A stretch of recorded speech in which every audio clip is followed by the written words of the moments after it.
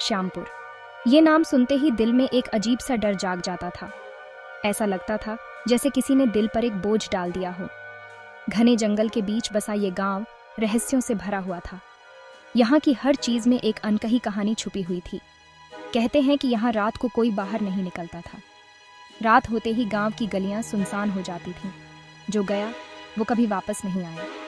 लोग कहते थे कि श्यामपुर की रातें किसी को नहीं बख्शती। श्यामपुर के पेड़ भी अजीब थे। उनकी डालियां जैसे कोई भूखा राक्षस आसमान को पकड़ना चाहता हो। इन पेड़ों के नीचे से गुजरते हुए लोगों की रूह कांप जाती थी। उनकी डालियां जैसे कोई भूखा राक्षस आसमान को पकड़ना चाहता हो। ये पेड़ दिन में भी डरावने लगते थे और रात में तो और भी भयानक हो जाते थे। गांव में एक अजीब सी खामोशी थी जो लोगों को बेचैन कर देती थी। ये खामोशी जैसे किसी बड़े तूफान के आने से पहले की शांति हो। कुछ लोग कहते थे कि ये सब अंधविश्वास है, लेकिन जो लोग यहाँ के रहस्यों को जानते थे वो इस बात से सहमत नहीं थे। लेकिन जो लोग श्यामपुर की रात में खो गए, उनकी कहानियाँ कुछ और ही कहती थीं। उनकी कहानियाँ सुनकर रोंगटे खड़े हो जाते थे। सच क्या था, झूठ क्या, ये तो श्यामपुर ही जानता था। इस गांव के रहस्यों को जानने की कोशिश में कई लोग अपनी जान गंवा चुके थे। श्यामपुर एक ऐसा गांव जो अपने अंदर कई अनसुलझे रहस्य समेटे हुए था।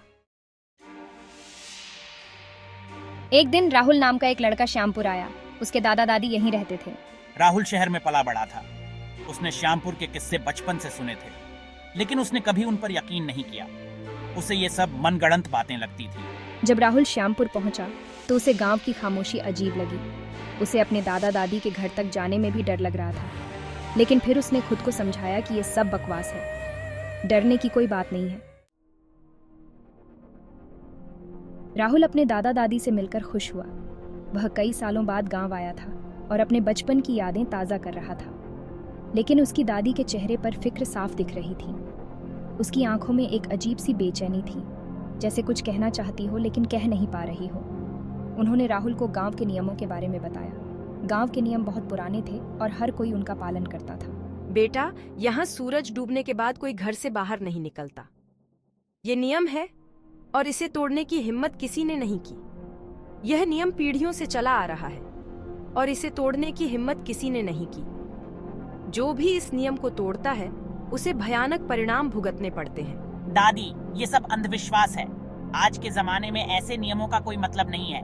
डरने की कोई बात नहीं है। मैं बाहर जाऊंगा और देखूंगा कि कुछ भी गलत नहीं होगा। लेकिन उसकी दादी का चेहरा पीला पड़ गया। उसकी आंखों में डर साफ झलक रहा था।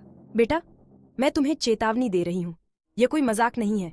इस गांव में कुछ ऐसा है जो हम नहीं समझ सकते। रात को बाहर मत जाना, वरना कुछ बुरा हो सकता है। मैंने खुद देखा है कि जो लोग इस नियम को तोड़ते हैं वे कभी वापस नहीं आते। उनकी बात पूरी होने से पहले ही एक जोरदार हवा का झोंका आया और खिड़की बंद हो गई। राहुल हैरान रह गया। उसे लगा जैसे कोई अदृश्य शक्ति उसे चेतावनी दे रही हो, और खिड़की बंद हो गई। राहुल हैरान रह गया। उसे समझ नहीं आ रहा था कि यह सब क्या हो रहा है। क्या वाकई में कुछ गड़बड़ थी?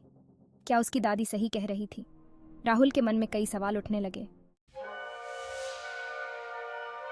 रात हुई तो राहुल सो नहीं सका।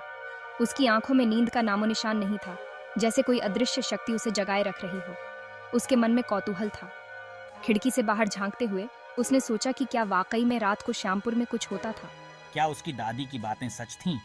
क्या सच में रात के अंधेरे में कुछ रहस्यमयी घटनाएं घटती थीं? राहुल ने कई बार अपनी दादी से इन कहानियों को सुना था, लेकिन आज उसे खुद इस रहस्य का पता लगाना था। राहुल ने तय किया कि वो खुद इस राज का पता लगाएगा।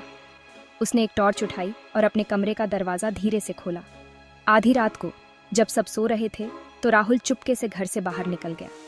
उसने खिड़की से बाहर कूदकर अपने कदमों को धीमा रखा ताकि कोई आवाज न हो। बाहर का नजारा डरावना था। चारों ओर धुंध और अंधेरा छाया हुआ था, जैसे कोई भूतिया गांव हो। चारों तरफ सन्नाटा पसरा हुआ था। सिर्फ उसके कदमों की आवाज और दिल की धड़कन सुनाई दे रही थी। हवा पेड़ों से टकरा रही थी, जिससे अजीब सी आवाजें आ रही थीं। राहुल धीरे धीरे आगे बढ़ा। हर कदम पर उसे ऐसा लग रहा था जैसे कोई उसे देख रहा हो। उसे हर कदम पर डर लग रहा था, लेकिन उसकी जिज्ञासा उसके डर से ज्यादा तेज थी। उसने अपने डर को पीछे छोड़ते हुए आगे बढ़ने का फैसला किया। राहुल ने सोचा, अगर मैं आज इस रहस्य का पता नहीं लगाऊंगा तो शायद कभी नहीं जान पाऊंगा। और इसी सोच के साथ उसने अपने कदम और तेज कर दिए, अंधेरे में छिपे रहस्यों की खोज में।